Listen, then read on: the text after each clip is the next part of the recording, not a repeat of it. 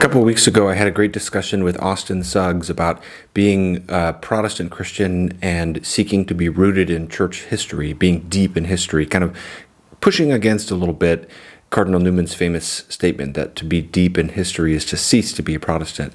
And I was so grateful for Austin having me on. He's a great guy, and he's got a great YouTube channel. I'll put the link to it in the video description. Gospel Simplicity is his channel. You should subscribe. It's a great channel. He's just talking a lot about Catholic, Orthodox, and Protestant theologies and how they intersect, so it's really interesting. One of the sentiments that kept coming out in the comments, both before the video was released and then also afterwards, I thought it might be helpful to speak to. I didn't take any offense at any of the comments, honestly. I just assume that when you put something out on the internet, you're going to get some interesting comments of all varieties. So, but I did kind of think, it might be helpful just to offer a kind of descriptive video or an explanatory video that goes into a little more depth than I went into during our discussion on this question of how can you be deep in history as a Protestant? How do you think about that? And the goal that I have in this is not to convince Roman Catholic or Eastern Orthodox Christians that this is the right way to think. It's more to just explain what it is, because my sense is that just as there's lots of Protestants who don't have any idea, they don't actually know Roman Catholic theology or Orthodox theology other than caricatures. They don't actually know intelligent and sincere Catholics and Orthodox Christians that they can talk to. I sometimes wonder if that can happen in the other way, where people just, because some of the sentiments that came out at times were kind of in the spirit of, well, obviously you can't be deep in history if you're a Protestant.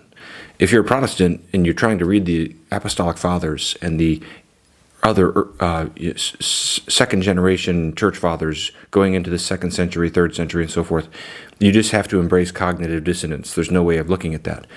And so I wanted to respond to that, not trying to say here's why the Protestant outlook is the correct one, but more just trying to explain, well, here's how Protestants think about that. Because this is a pretty large-scale disagreement that we've got.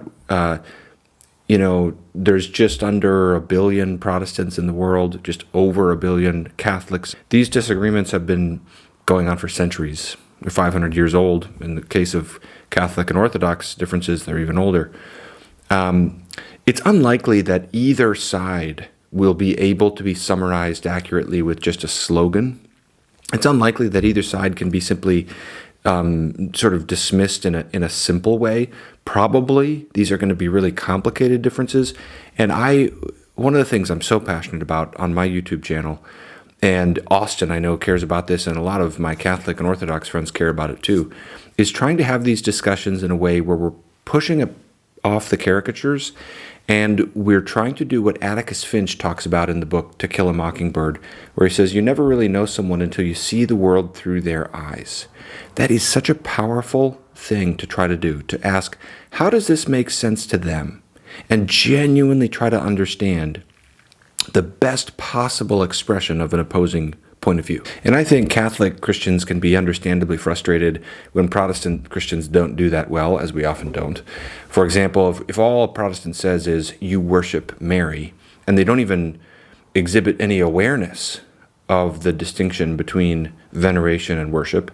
In other words, they're not arguing that veneration always is worship. They're just not even aware that those, Catholics feel understandably frustrated by that. Well, similarly, I think if all someone says is, obviously church history favors the Catholic side or the Orthodox side, and by the way, I apologize to my Orthodox friends in advance here. This video will be a little bit more tailored to Catholic Christians simply because I'm responding to some of the comments that were made by Catholics. But I hope in other videos to speak to Orthodox Protestant dialogue a little bit. And I'm really fascinated by Eastern Orthodoxy, so I definitely want to do that. But when someone says, my church was founded by Jesus Christ, your church was founded by Martin Luther, and that's all they say, I think Protestants have a similar feeling like, hold on, we have to at least go further than that. So here I just want to make 2 points. The first one is less significant. The second one is the major point. Not justifying a Protestant outlook, but just trying to explain a Protestant outlook. Number one, Protestants have different presuppositions than our Catholic friends and our Orthodox friends with respect to how we define the church, how we look back at church history and locate ourselves in relation to this massive entity that Jesus Christ has founded. One way to get at this is like this. In the book Is the Reformation Over by Mark Knoll and Carol Nystrom, they say for Catholics, the church constitutes believers. For Protestants, believers constitute the church. Now, this is not an absolute contrast. Again, this is kind of different starting points or different orienting points. Again, different presuppositions for how you approach the question. But it starts us thinking a little bit about how you can understand the church differently. This is why Protestants have put so much emphasis upon the idea of the invisibility of the church. Another way to get at this is to say Roman Catholic Christians tend to place greater weight on the organizational and institutional nature of the church. Evangelical Protestants especially, all Protestants, tend to place greater weight on her organic spiritual qualities. Again, this is not an absolute point of contrast, but it's a different starting point. So when Catholic Christians say that the Roman Catholic Church is the church that Jesus founded, Protestants want to say that's too rigid.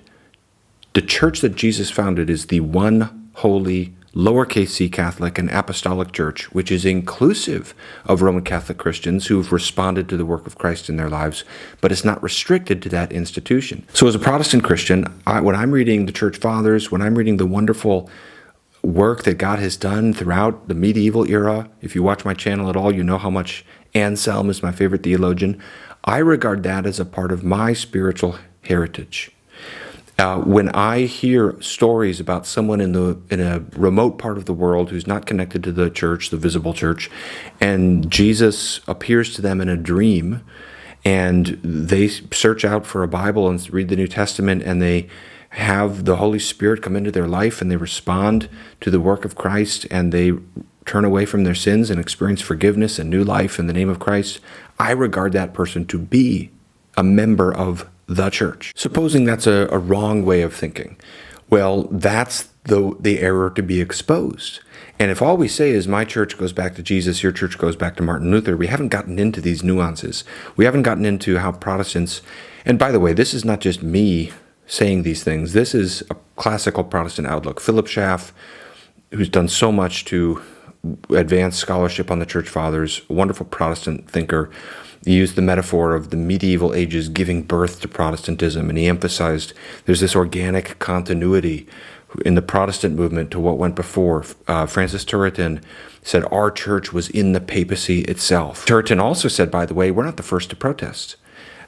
We go back to a long tradition. It's not just John Wycliffe and John Huss, these two people that preceded Martin Luther. The whole Bohemian Reformation was huge. And it's interesting, when Pope Francis apologized in 2015 to the Waldensians, he called them the oldest evangelical church, which is interesting language. That's one of the things Francis Turretin is emphasizing. He's saying, we're not new. All right, that's the first point. If you didn't like that one, just throw that one out. Okay, that's not actually essential. Here's the main point. Protestants believe the best way to be rooted in history is via Protestantism. We go back to the patristic era, and the whole Protestant appeal from the beginning, with John Calvin in his prefatory letter to the Institutes to King Francis, giving example after example of this. This was the common, you see this with John Jewel in the Anglican tradition, you see it in the Lutheran tradition. What they're always saying is the Church Fathers are on our side. We're going back before, deeper in history, before these accretions and aberrations came into the picture. Now, I know that this is not neat and tidy. Lest I give unnecessary offense, let me admit, if you went back in a time machine to the year 200, you wouldn't walk into a random church and feel like, oh, I'm at a Protestant megachurch. Not so. Okay, none of the current expressions of the church right now, I would say, are in lockstep with the early church in every way. But let me just give a couple of examples. I don't think there's any way to have this discussion without getting into the weeds a bit. Let me give one example. I've searched out to the best of my ability when prayers to Mary begin. So I've talked a lot about the Marian dogmas and other videos, the specific practice of praying to Mary. The best I can tell, the only solid evidence starts in the 4th century. Now, there's a little bit of a claim that's disputed for an example in the 3rd century, but it certainly is not a common or widespread practice until the late 4th century, where you have Gregory of Nazianzus, for example, Ephraim the Syrian, and then in the early 5th century, in connection with lots of prayers to all the saints, this takes off. So in Augustine, in Basil, in John Chrysostom, in Athanasius, none of them do you have praying to Mary. Okay? Now, someone watching this can dispute that and give me counter evidence. It's always a bit tenuous to make a negative historical claim because I might have overlooked something. So feel free to correct me. But that's my best effort at chasing this down historically. So, in other words, on something like should we pray to Mary, the Protestants are saying we're the ones who are deep in history. There is no evidence of praying to Mary in the 2nd century, in the 1st century. That's an accretion that came in later. Now, I know that will give some offense to Catholics. I apologize if I'm putting it too bluntly or not saying it just right, but I'm trying to explain how a Protestant thinks. A Protestant looks at church history and says, we're trying to go back to the beginning. If we're wrong, we're not wrong for devaluing church history. Protestantism gives you the best mechanism to make the effort of being deep in history. It's the most inclusive and open view. It allows you to sift through the annals of church history, seeking to be truly Catholic with a lowercase c, truly universal. Thanks for watching this. I hope this will contribute to productive dialogue. Again, I'm not trying to justify a Protestant outlook. I'm just trying to create conceptual space here for us to sort of engage a little bit more deeply and try to get into a little less caricatured, more nuanced outlook on, and that's a benefit. Even if we don't change our minds, just understanding the alternative point of view more accurately, that itself is a big victory. So anyway, thanks for watching. Let me know what you think in the comments.